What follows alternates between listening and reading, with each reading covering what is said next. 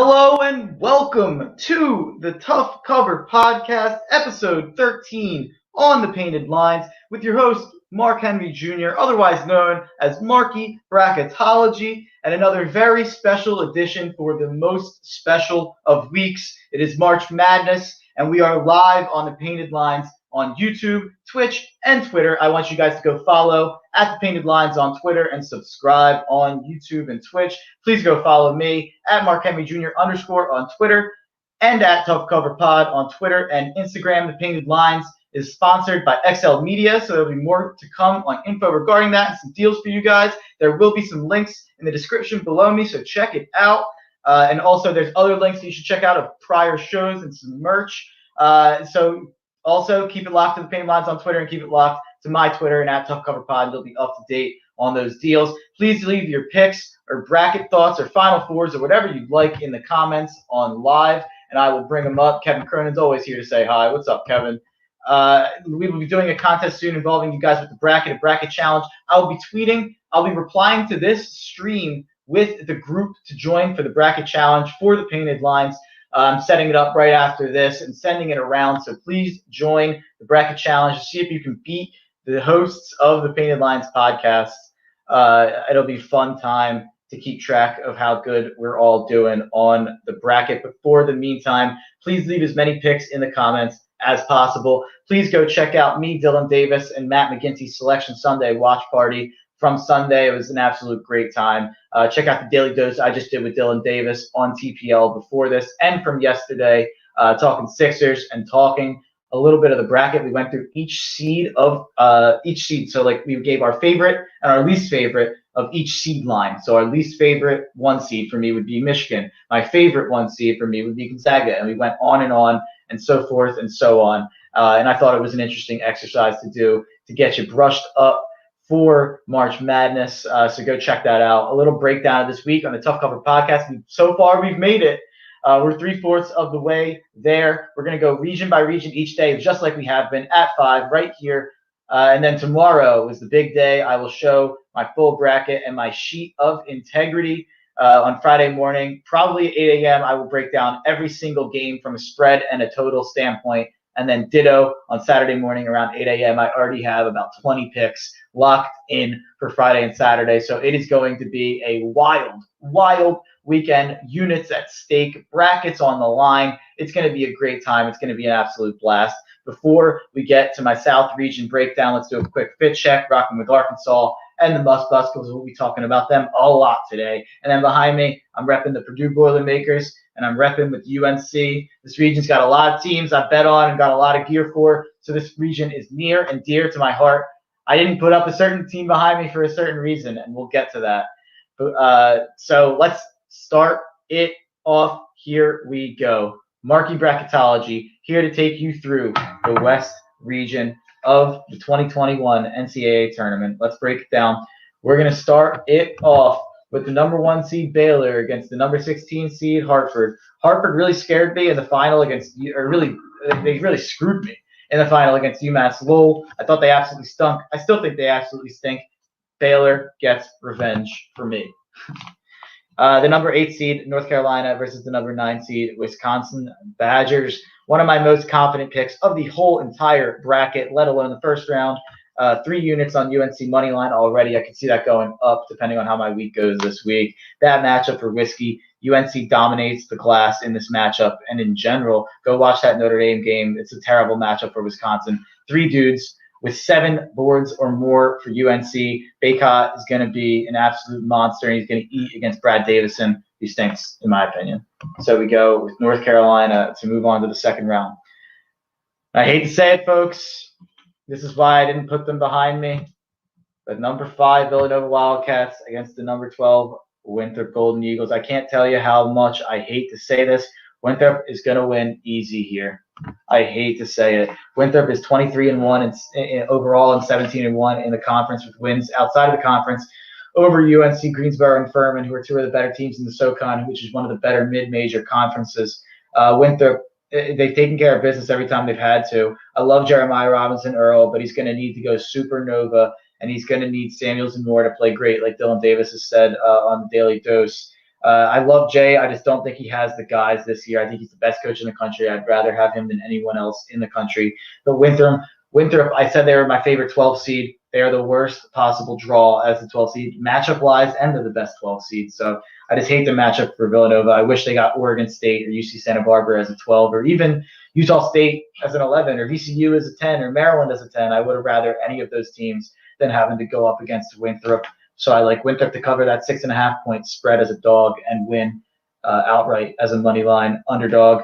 So we move on to the next matchup. We're talking about the Purdue Boilermakers versus the North Texas Mean Green. I love this draw for Purdue. I'm not at all nervous here. I can't remember the last 4 seed I've had this much conviction in going with as I do with Purdue right here. I think this will be an easy win for the Purdue Boilermakers. North Texas can't score, but they are great on defense. But terrible matchup for Purdue for them. You don't want to get into a slog with Purdue. They're going to rebound you and post you up to death. North Texas got 3 chances on Loyola, Arkansas, and West Virginia to get a good win and improve their resume, but they barely hung in any of those games. So I think Purdue is a very safe pick to move on to the round of 32. And then we move on to talk about the number 6 Texas Tech Red Raiders versus the number 11 Utah State. I don't know what Utah State's mascot is. That's crazy. I think it's the Aggies. Am I wrong? Let's look it up live on air here. I know it's a lot of suspense. Utah State mascot. It came up right away because they're listening to me. It's Big Blue. Aggie. Yep. Okay, I got it right. I'm not completely out of it. The Utah State Aggies, I don't think they should be in the tournament. So I just disrespected them by not knowing the name, and I also am disrespecting them by thinking they shouldn't be in the tournament. Texas Tech is not that good and are living off of a reputation from 2 years ago when they went to the national title with Jarrett Culver. Chris Beard and Mac McClung are fooling people because they're big names. However, like I said, Utah State should not be in the tourney. They should be in the NIT, and I don't even think they win the NIT. Texas Tech's been here before. I think they win. McClung, Shannon, Edwards, that's a great guard play. Just not enough to really advance far in this tournament for me, but just enough to get by Utah State, who is, like I said, not very good in my opinion. So Texas Tech moves on there. Move on to the 3-14 matchup. The number 3 Arkansas Razorbacks versus the number 14 Colgate. I don't know their team name either. As this pod goes on, to realize how much I love the Bus, Moses Moody, JD Note, and the Deep Hogs roster. Colgate is scary, therefore, though their bracket, they're not scary in terms of where their bracket is. I think that if they were a 14 seed in a different bracket, they would have been much scarier to a different 3 seed, or if they were in a 13 seed, they'd have been scarier than some of the 13 seeds. I think they're better than all the 13 seeds, actually. So is Eastern Washington. We will be talking Arkansas plenty throughout the pod, so I won't bog it down. I want to talk a little Colgate. So I'm moving Arkansas on. Wish they had a little bit easier of a matchup there, but I'd love Arkansas to move on, and we'll get to that game later.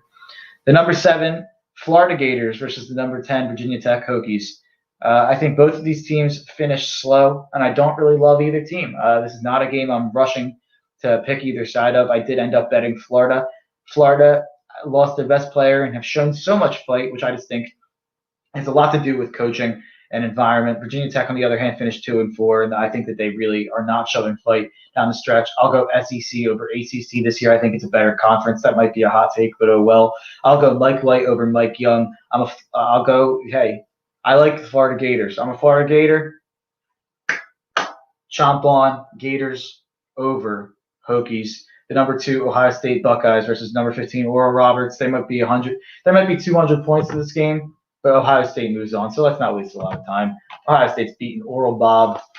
So let's get to the next game. Let's talk about the second round here in the South region, a round of 32. Oh, I'm struggling here, folks. All right. We got the top region here.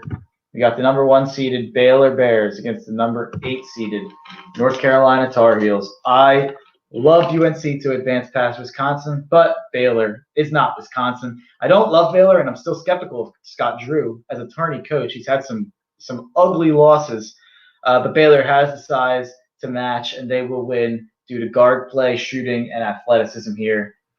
Give me the Baylor Bears to move on to the Sweet 16 to face the winner of number 4 Purdue versus number 12 Winthrop.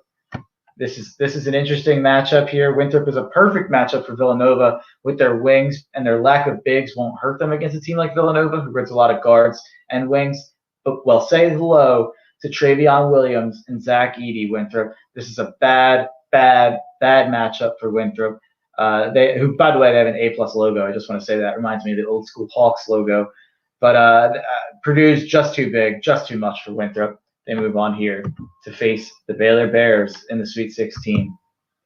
Moving on to the bottom half of the region, the number 6 Texas Tech Red Raiders versus the number 3 Arkansas Razorbacks. Texas Tech is going to be the trendy pick here. I've already feel like I've started to hear Texas Tech as a Elite 8, Sweet 16 type sleeper. And I just don't see it. I think a lot of it's based on reputation from 2 years ago.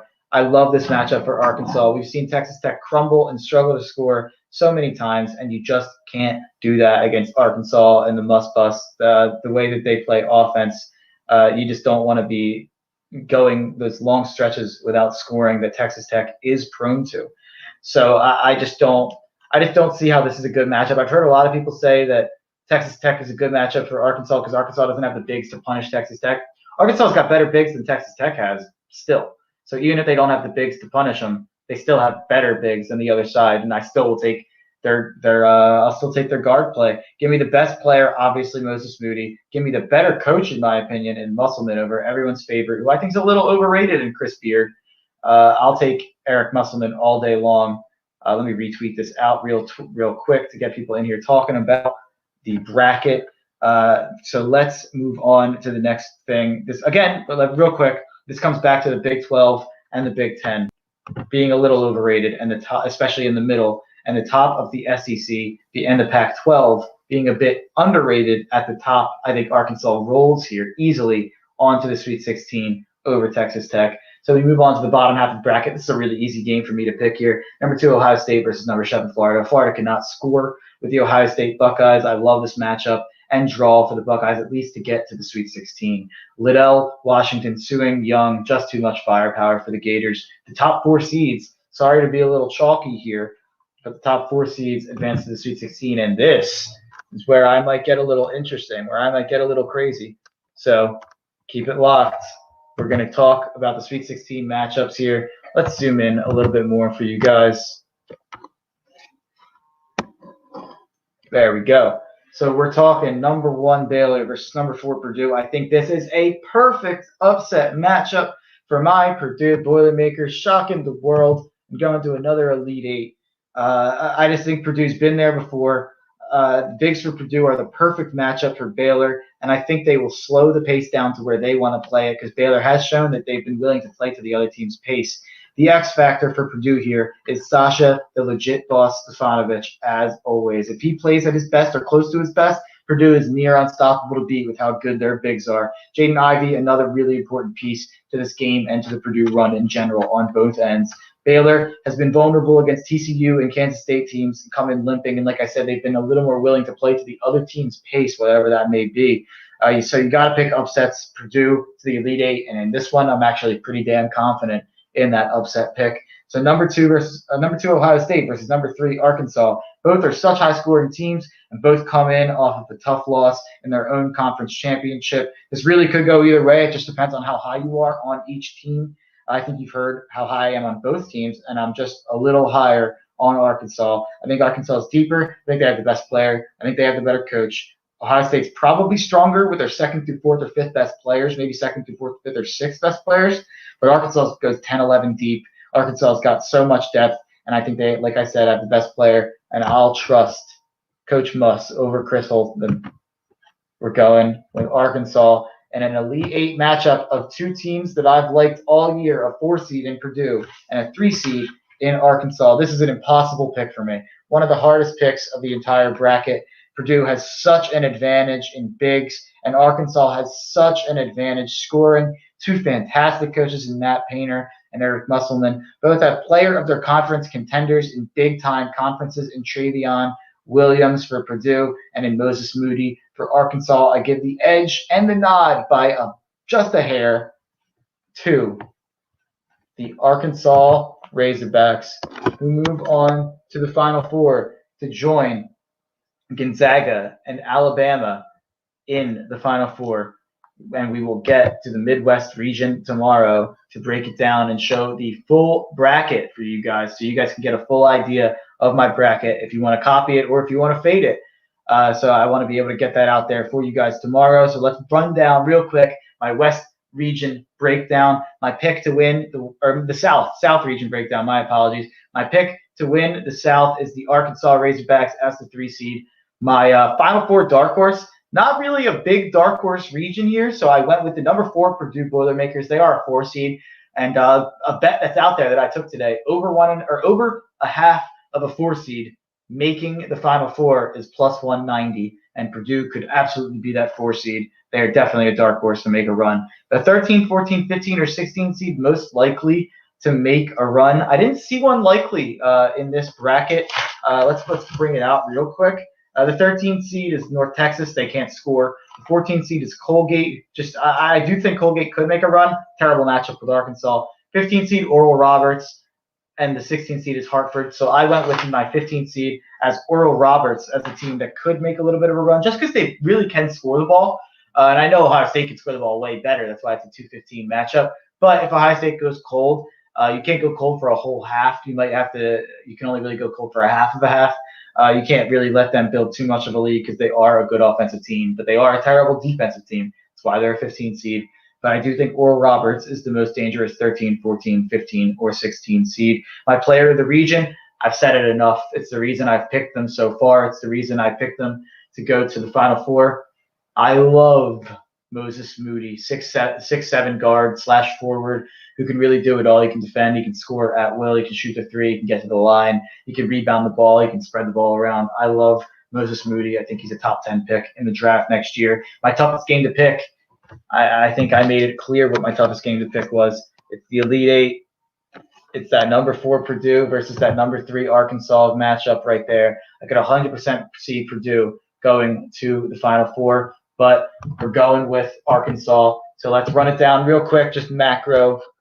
Got Baylor over Hartford, North Carolina over Wisconsin, Winthrop over Villanova, Purdue over North Texas, Texas Tech over Arkansas, Florida over Virginia Tech, Ohio State over Oral Roberts, Ohio State over Florida, Arkansas over Texas Tech, Purdue over Winthrop, Baylor over North Carolina, Purdue over Baylor, and then Arkansas over Ohio State, which leads to Arkansas over Purdue going to the Final Four. And I will see you folks tomorrow to break down the Midwest region. Thanks for being a part of the Tough Cover Click. Please go follow at The Painted Lines on Twitter. Please subscribe to The Painted Lines on YouTube and Twitch.